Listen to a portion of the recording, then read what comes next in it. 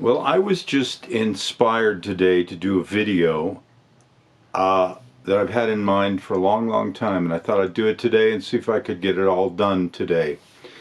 And that is that when you turn, like, say, 40 or 50, you think, well, this is incredible, this is inconceivable that I could ever be 40 or I could ever be 50, and so on through the decades. And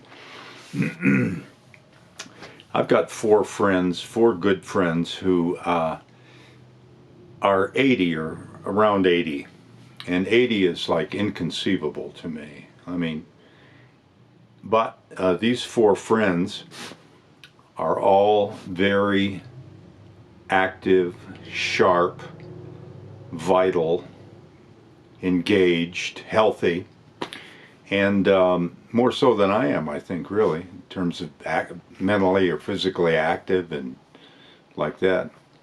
And so I thought it might be worth interviewing them just to get their thoughts and get a feel for them and get a feel for being very alive at 80. And I thought that might encourage all of us. So here it is.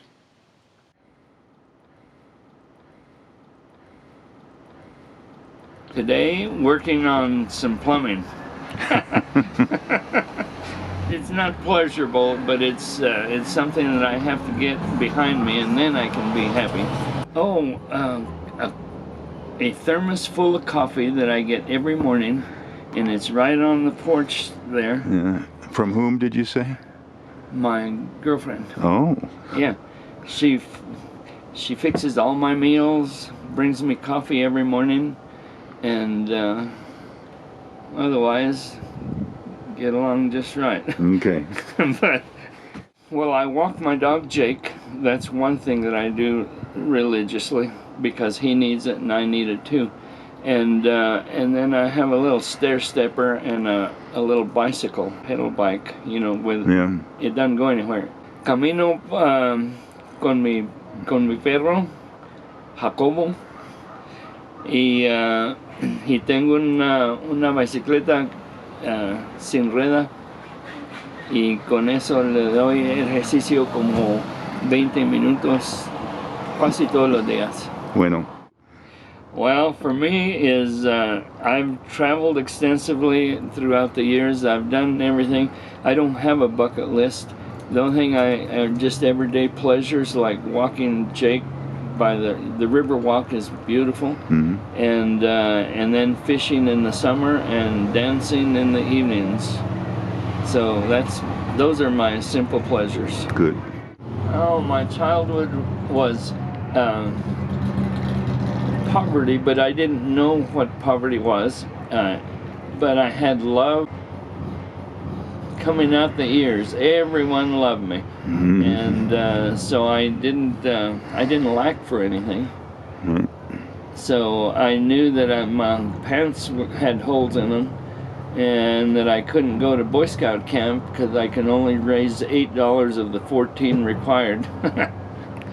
But it didn't scar me at all. I was very, very happy. I lived in the hills and the rivers all day long, and so I enjoyed it thoroughly. Yes, I think they would be very happy because I've been successful in their eyes. I have succeeded in life with happiness and my children, which are the most important. And I had a good job, I made a good living, and now I can kick back.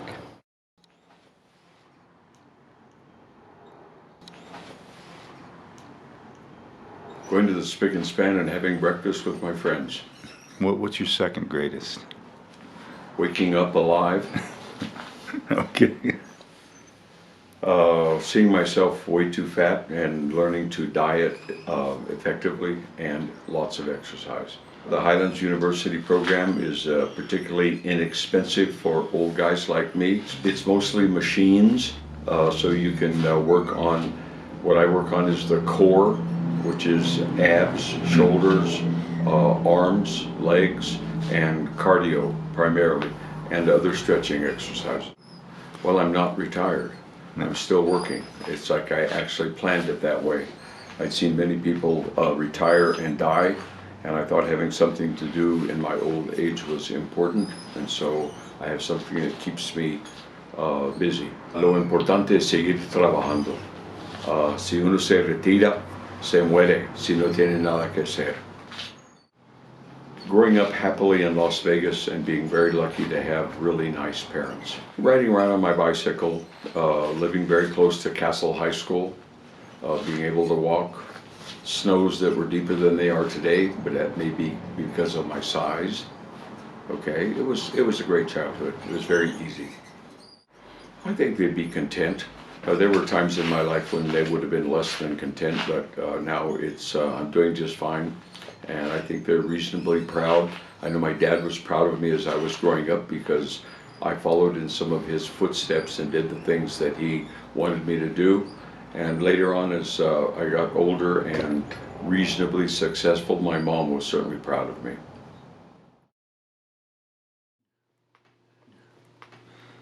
I went running this morning. Yeah, hell yes, I got up just before the sun was over the horizon. I was down in Albuquerque and I was out on the north-south canal running. Man, I had a great time. How far did you run? 6 miles. God damn, Jim. Come on.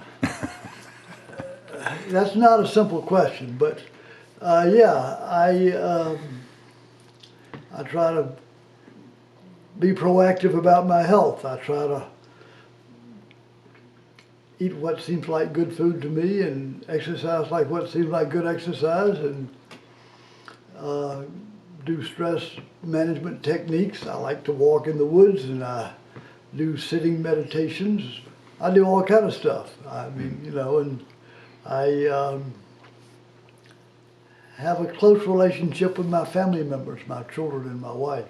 Yeah, I've been a vegetarian for a long time, since my total cholesterol was way high about, 30 years ago. So I've been a vegetarian since, I think, 1990. And I have recently, maybe about 5 years ago, dropped that. And now I eat salmon, sardines, and herring because so much evidence seemed to suggest that it was useful for health to eat some fish. Well, I was thinking about that. I retired 18 years ago, actually.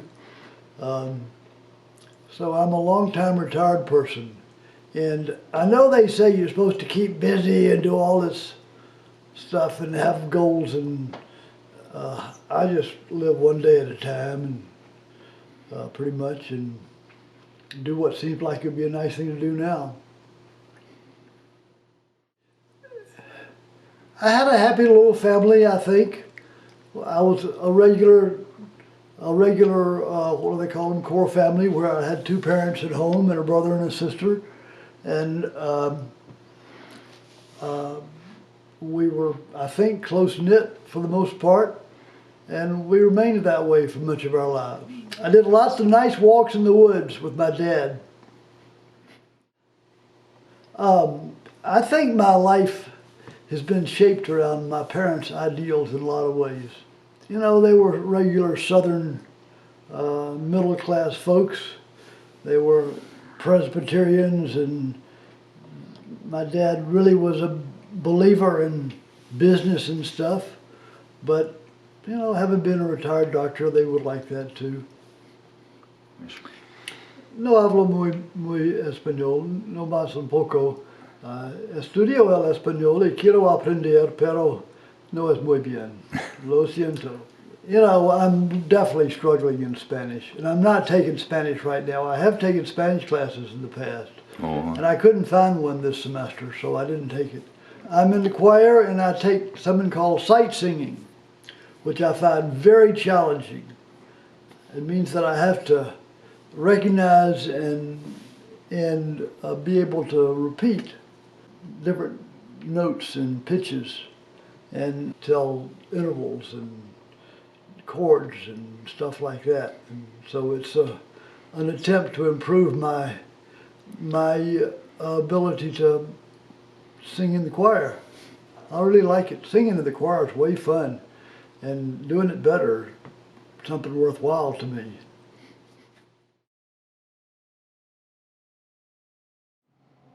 Sharp, shingled hawk sitting right up there eating a little bird. Wow. A gray bird pecking away at it for 20 minutes. Like cancer? Yeah. I'm still in it. It's incurable. Luckily, I haven't needed operation, so it's just medicine. Walking with my dogs already out in this beautiful day. Walked about a mile. Well, certainly exercise and eating good food. I love to eat and I love to walk, so the combination of those two things really goes to good health. Well, I eat everything.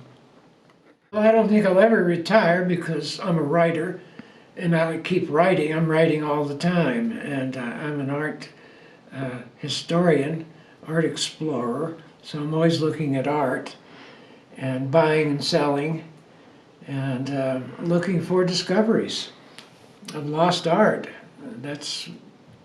Can't stop doing that. It's pretty wonderful.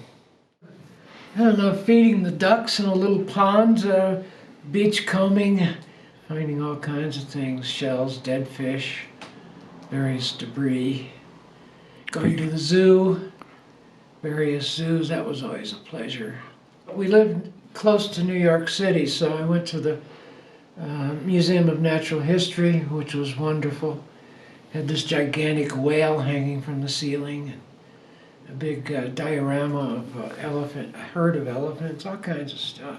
Well, when I was 13 through 17, there was a little museum in San Antonio that was world class, a small private museum that I used to go to all the time, and they had masterpieces in there. Very few people were ever there. It was just me and a friend and the gatekeeper, this old guy, and he just had you sign in, which was amazing. I think they'd be a little sad at my present situation, living alone with cancer at age 80. But I'm managing. I've got 2 good dogs and lots of friends. They were strange people, my parents. They didn't take a whole lot of interest in my life.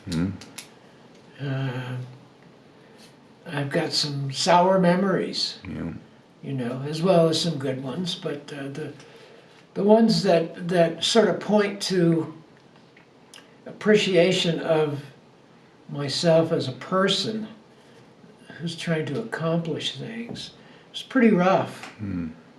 They were very self-centered, very egotistical. It's a wonderful story in my book, Leonardo's Holy Child. There's a whole chapter about my brother and a drawing I found with him. And he was very, very ill with cancer. And I told him that whatever we found today, whatever art I found, I would give it to him.